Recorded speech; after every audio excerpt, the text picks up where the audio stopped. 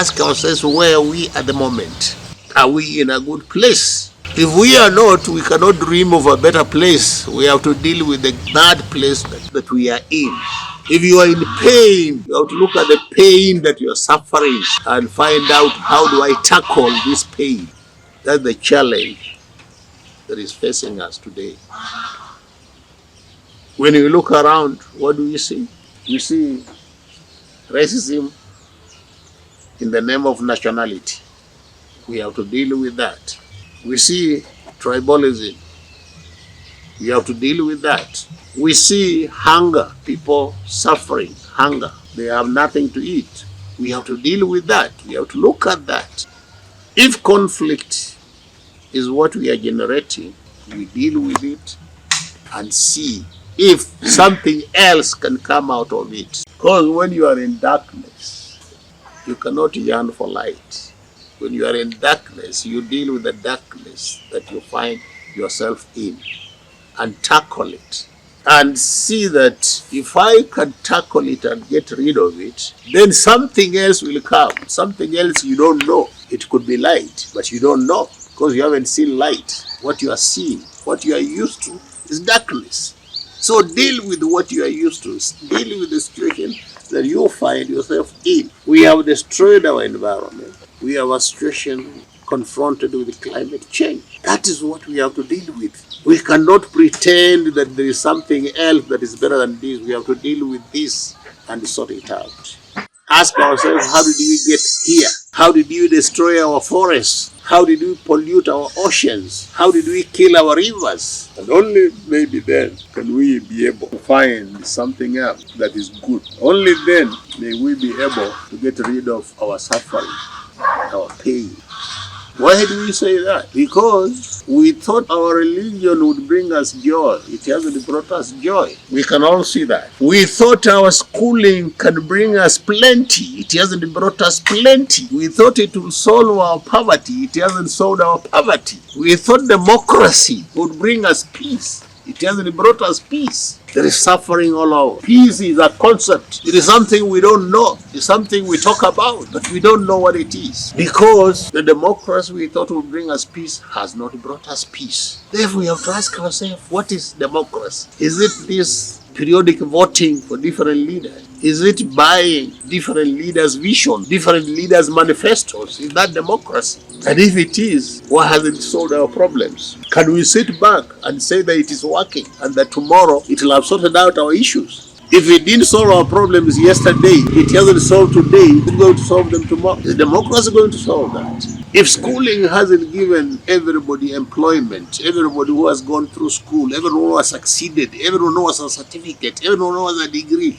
if schooling hasn't provided employment to everyone who has gone through it, what makes anyone hope that tomorrow it will solve the problem it was unable to solve yesterday, it has been unable to solve today? What haven't you tried that you want to try within this system? Think of schooling. We have tried all sorts of things. Look where they have brought us. Look at grief. There's grieving everywhere. There's death everywhere. Every day, people are mourning. What haven't we tried to sort out that? Scientists have come up with all sorts of medicines, but we haven't solved the problem of grief. If you have ever truly mourned, why do you still mourn today? If you have truly gone through grief before, why would you go through grief tomorrow? If there is something that worked for anybody, for any human being, why has it failed today? Because whatever works for me must work for you. Because basically, we are the same. We have to agree there are no biological freaks. There are no biological aberrations. That all human beings are born equal. That all human beings face the same circumstances. There is no my pain, there is no your pain. There is no my grief, there is no your grief. Nobody owns happiness. Nobody owns joy. Nobody owns grief. Nobody owns pain. So, this human condition, why have they persisted? We know happiness cannot coexist vanish with the grief. Meaning, if this has been grief and there is still grief, it means happiness is totally unknown. It is a concept that people aspire to. Why do we escape? Why do we escape into concepts? I am in pain, so I try to escape into joy, which is not there. It's a temporary escape, a momentary escape, which doesn't bring a permanent solution, which doesn't bring a lasting solution. It's like using an opiate to give you a temporary joy, to make you forget your circumstances for a few minutes. Eventually, the opiate, the effect of the opiate, will vanish, and you will still be confronted with the same reality. You change the constitution, nothing changes.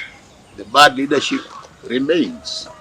You leave this religious organization to join that one. The problem is still there. You are still suffering. You are still running around in circles looking for something called joy, something called happiness. You will not find, if you didn't find it in the Catholic Church, you will not find it in Anglican Church. If you didn't find it in Anglican Church, you will not find it in Orthodox Church. Meaning the problem is somewhere else.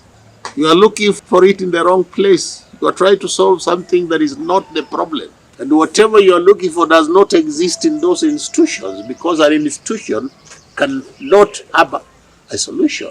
An institution is a cocoon. No cocoon can have a solution to anything. A cocoon by its very nature is suffocating. A cocoon by its very nature has no air, has no freedom. Therefore, you cannot find a solution in a cocoon. Can one be religious without? Yes. The only way one can be religious is in freedom, isn't it? And there's no freedom in a cocoon. Can there be a solution in a cocoon called a political party? There can be no solution in a cocoon. We were serious with education. Where would we find education? In the grieving of a mother who has lost their child?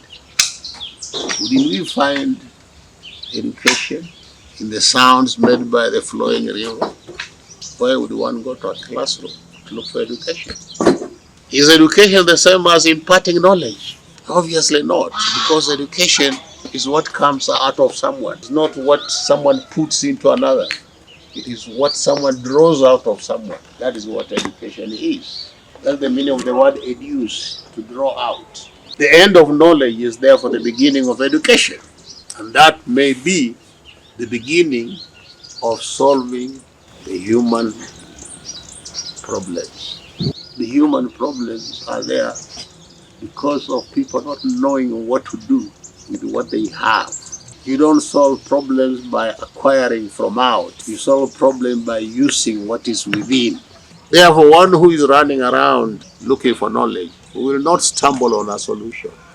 So how do we get the best out of our children?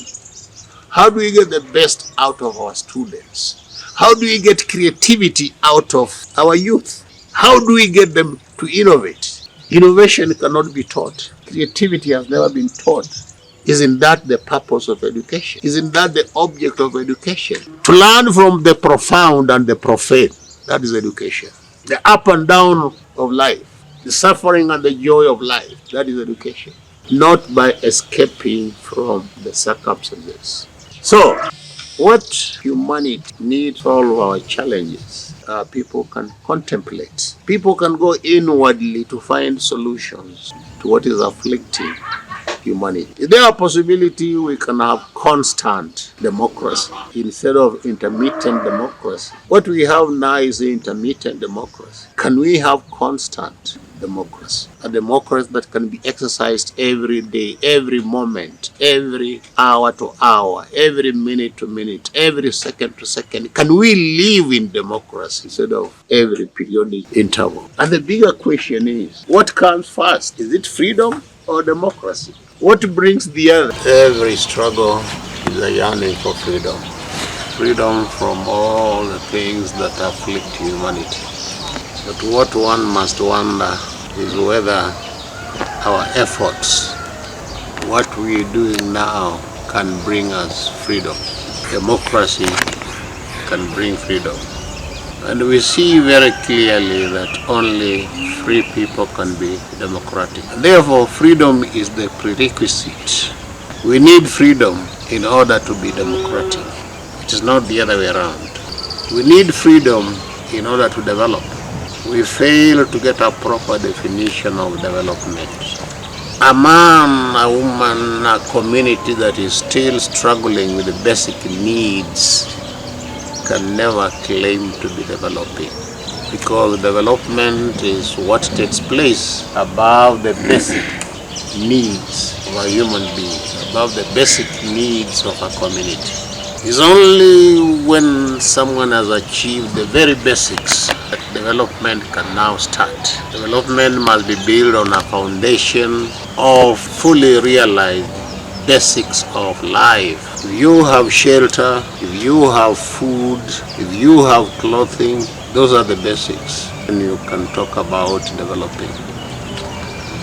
But someone who is lacking in any of the basics cannot claim to be developing. We cannot talk about a society developing when some of its members, when some of its people are missing some of the basics. That's a society which is struggling to get to the level of survival. Before you get to the level of survival, you cannot begin developing. And the very important things very basic things that needs to be in place before a human being, before a society, before a community can develop. Basically, everyone needs a place they can call home. Everyone needs a ground upon which they can stand in order to realize development.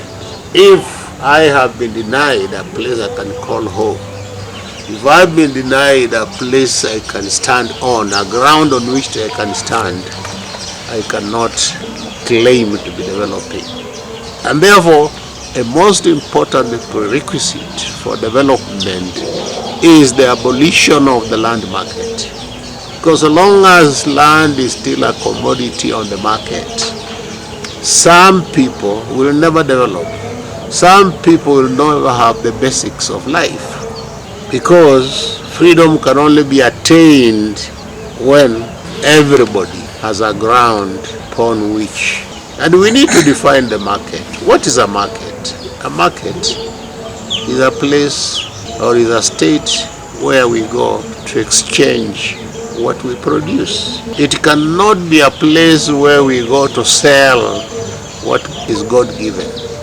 Does labor market make a sense?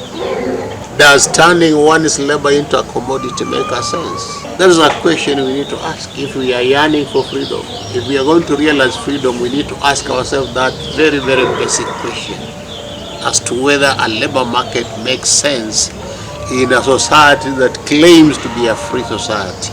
Labor market obviously makes no sense. Therefore, other than the ground on which to stand, one must be able to be in a position where he can say that my labor cannot be alienated. It cannot be sold. It cannot be given to another. It cannot be controlled by anyone else other than myself. Only the fruits of my labor can go to the market, not my own labor, but the fruits of my labor. There is so much premium that we have put on schooling. We have seen that schooling is not creative in itself. Schooling is not innovative in itself. Yet, our society has put so much premium on schooling. Think of a situation where one person has been to school, has graduated, he has a degree, and another one dropped off in class 6.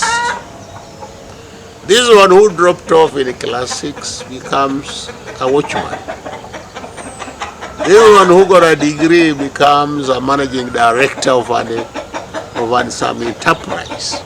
This one who became a managing director has been rewarded because he's able to avoid the elements of nature.